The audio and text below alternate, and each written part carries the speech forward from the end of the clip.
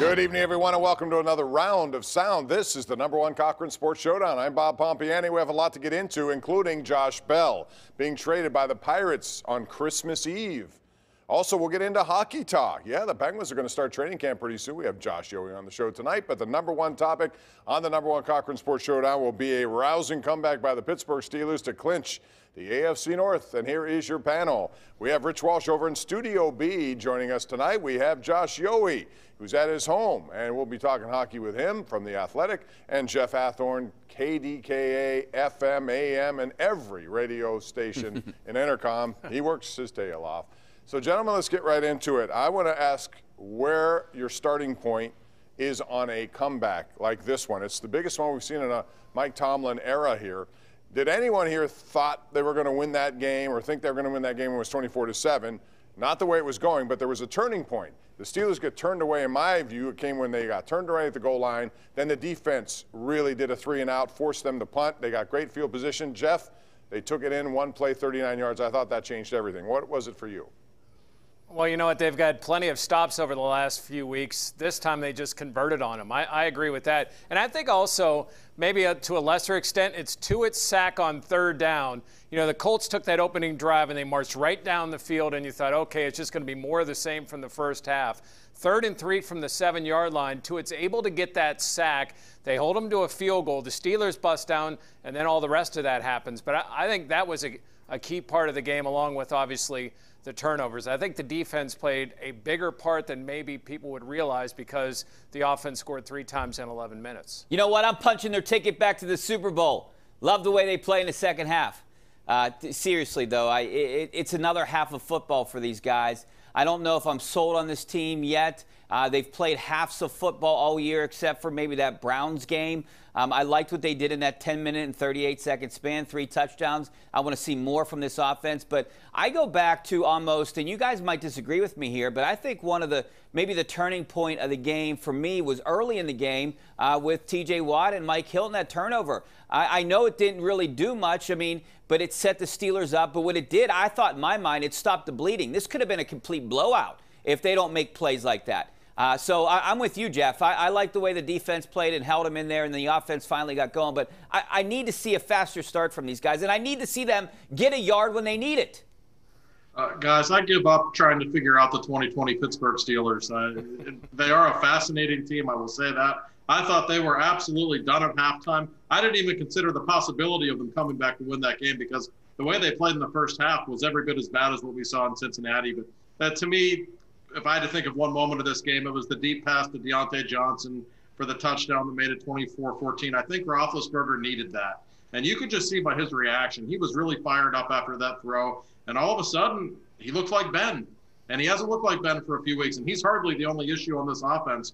But he looked like himself again. And as long as they have that guy playing like that, they have a puncher's chance against anybody. And it's amazing how one half of football can, I think, completely alter how you feel about the team. Now, all of a sudden, it's like, well, yeah, they might play the Colts again in the first round. They could beat them again. And, you know, Ben looks like Ben again. So who knows? It's a fascinating team, to say the least. Unbelievable performance from Roethlisberger in the second half. I give him a lot. It really was. And, you know, when you look at it, to me, it was no huddle, too. He likes being in control of that. I think they should utilize it more. So, Josh, you believe it's restored some of your confidence. Rich, do you agree? Has this game changed your mind? Has it restored confidence that this team could make a long run? No, not at all. I think they might win one game in the postseason. You know, I don't have faith in this offense right now. I don't think you can win throwing the ball as many times as they do and not being able to run the ball. You have to run the ball at some point. You have to at least give the impression of running the ball. They don't even do that. They can't. And I don't know what the problem is. Is it the offensive line? Is it the running backs that they have? Is it the combination of both? Is it Ben that wants to throw every down? I understand what they're trying to do because the Patriots did something similar, but I just don't see a team that's built like this, especially their defense is really good, but they lost 2 of their best playmakers. They lost too much, and the offense isn't as dynamic as maybe we thought earlier in the year, and that's why I don't think that they go far in the playoffs. Well, I don't think it restored full. Go ahead, Josh. Sorry. Oh, sorry, Jeff. No, I agree with you, Richie. I think they can win a game. Do I think they're a Super Bowl team? This is a pretty fatally flawed team, I think. The offensive line, again, for much of today was just horrendous. I give them credit. They gave Ben time in the second half, but that unit is so bad. And the defense, for all that it was very good in the second half, it's not playing at the level that it was a couple of months ago, perhaps because of the injuries. Do I think they can beat Kansas City? No. Do I think they can go to Buffalo and win? I wouldn't bet on it. But can they win a playoff game? Sure. And after how I felt about them after the first half, I guess that's progress. You know, do I have the same confidence that I had when they were 11-0? No. But I do feel better about this team. You know, they, especially after they got stopped, were first and goal at the 1 and couldn't score. For them to pick themselves off the mat and collectively, defense gets a stop, they get the touchdown, then they follow it up with 2 more touchdown drives, and they get a turnover from Mike Hilton, and they get some stops on defense. I do feel better. That's a quality Indianapolis team that has won 3 games in a row with a Hall of Fame quarterback, and they have some weapons offensively, balanced team. They found a way to get a win.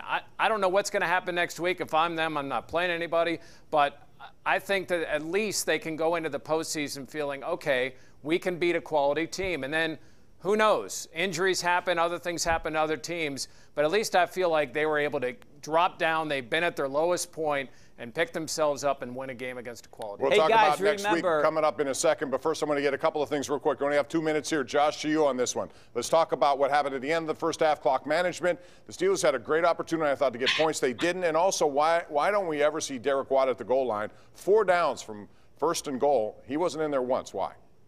I completely agree. I don't really know why he's on the team at this point. I know he's a good special teams guy, but you don't pay the money they gave him just for being on special teams. It's very curious, and their inability to run in short yardage is maybe their biggest problem, and they have a few. And the clock management at the end of the half, I like Mike Tomlin. I think he's a really good coach. I don't know what he was thinking there, but somebody on the staff has to have his ear and say, Mike, why aren't you calling a timeout? They could have had the ball in midfield with a minute left. Really, really bad clock management there. Isn't that what Terrell Austin was hired for? I mean, you have to have other guys that, you know, if Mike Tomlin can't, if he's involved in the game and is not really paying attention to certain things, there's a lot of things going on there. So I don't know if I completely blame him, but you got to blame someone on that coaching staff to know the situation and to maybe use a timeout there. But going back to the goal line, I wanted to bring this up after Jeff was talking. Remember back in the first quarter, they wouldn't have scored from the 2-yard line if it wasn't for an offsides penalty. They can't get 2 yards. They can't get a yard. There's something fundamentally wrong with this offense. Yeah, the short yardage thing is an issue. I mean, Hawkins would be a nice add more times on third down if you're not going to use Watt. I mean, stick to that power game. Try to throw that power game out there because that is going to be an issue. And you know when Mike Tomlin was doing this after the game, the reason he was doing that is they're not going to destroy me for not calling a timeout at the end of the first half because we won the game, because he should have been destroyed. I mean, that was a horrible decision. They wasted 40 seconds in a game where they needed points. Right. They left points out on the field potentially. Yeah, they had him there. Just anything right before halftime, you never would have expected 3 touchdowns in 10 minutes. They left it out there, but they overcame, and that's the bottom line. So they are AFC North champs, which means they do have some time to figure out what to do next in terms of resting. They got Cleveland up next. Cleveland still has to play for an opportunity in the postseason. When we come back, we're going to talk about how the Steelers handle next week's game and also what matchup would be best for them in the postseason. And then later, we'll get into Josh Bell, NHL. We got a lot coming up right here on the #1 Cochran Sports Showdown each and every Sunday night.